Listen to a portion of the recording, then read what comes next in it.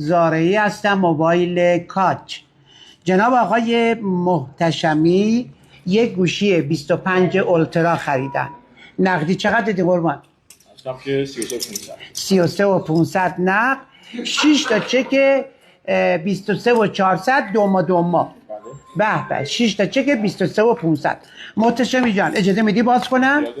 بسم الله الرحمن الرحیم. انشالله که گوشی برات آمد کنه. همین تیغ خودت بزن. انشالله گوشی برات آمد کنه، دستت نزنیم. پول شما هم برای ما برکت کنه. به به ماشاءالله.